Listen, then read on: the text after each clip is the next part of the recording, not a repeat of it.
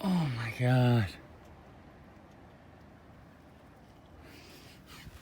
On the all-new Chevy Silverado update, I have no power steering fluid, so it keeps whining, and somehow my caliper bolt fell off of this truck too.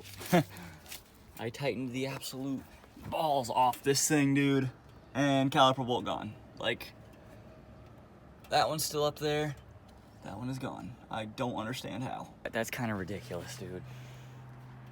That happened on my last truck too, and I tightened the crap out of them. I don't understand how they keep falling off.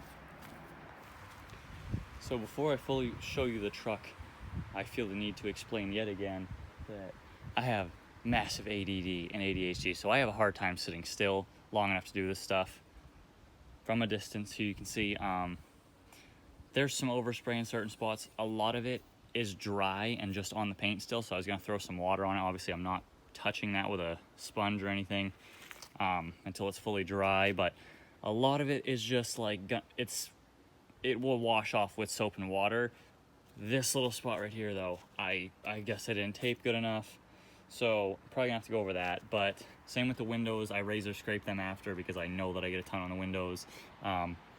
Same with the roof. I don't really know how much is just dried and sitting on there and how much is actually paint connected to it. Might redo the roof. I'm already redoing the hood anyways, but the truck is completely black. And I wanted to do the wheels and the grill black, but for some reason they're going together really well right now. And they just, I don't know, something looks really nice about it. So I'm leaving the wheels chrome and the grill chrome for a while until I decide if I want to go all black with it. But the truck is all black, so now I'm just gonna spray some water on it. I just recently did this door. This was the one I did last, so I'm gonna let it dry for another 30 minutes before even putting water to it. And then I'm not touching it with a sponge or anything just because I don't want to put any extra pressure on it. But this is another good example. You see how it's all white down here? It comes off. So that's what I'm hoping most of it is on this other side. But I know this right here is not. That's just overspray. So I might be able to do something with a chemical and possibly get that off the black. If not, it's not that big of a deal. It's not like the truck's perfect anyways. Makes it easy for me to fix little spots.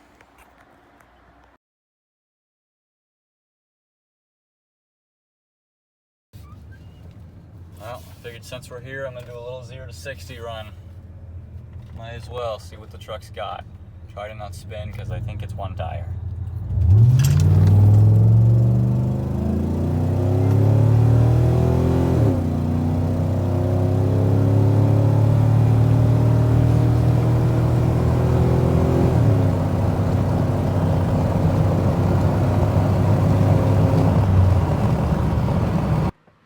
So truck's looking good, it's driving pretty good. Most things are worked out. When I bought it, it needed a leaf spring shackle, I think is what they call it, at the back of the leaf springs. It's where it connects the leaves themselves, like to the frame pretty much. That little shackle piece in the middle had a big rust hole in the middle of it. So the guy told me to replace that. I've been kind of ignoring it, and I was just like bombing down a back road. Like, there's no speed limit on that road, but you should probably do like 35, 40, and I was doing like 85. It was really, really bumpy, and it completely shattered the shackle, so this is what it looks like now. So she's sitting a little bit lower on this side, but it's just resting on the bed. But luckily on these Chevy trucks, the way it sits, it's just on the actual bed of it. And I don't know if it broke when I was driving down the road or if it was just after I parked it a minute ago, because I didn't notice until I came out and looked at it. I mean, I think it was after I parked it. Oddly enough. I don't know, but either way, there's one at Napa for 50 bucks, so I'm going to pick up one of those and throw that in. But still drive the thing how it is too, so.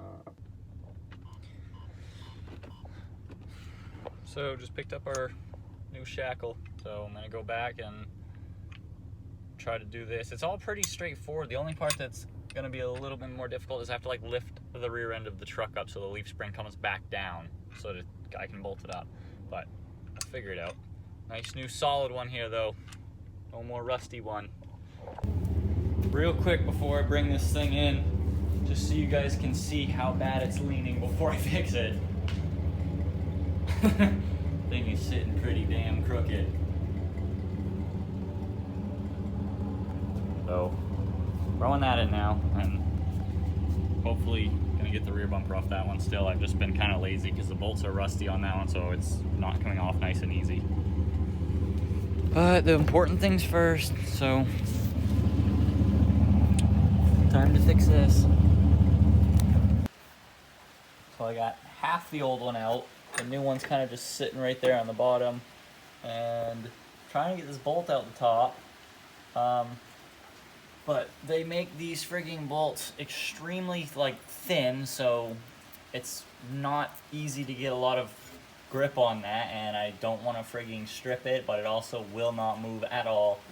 So I don't know.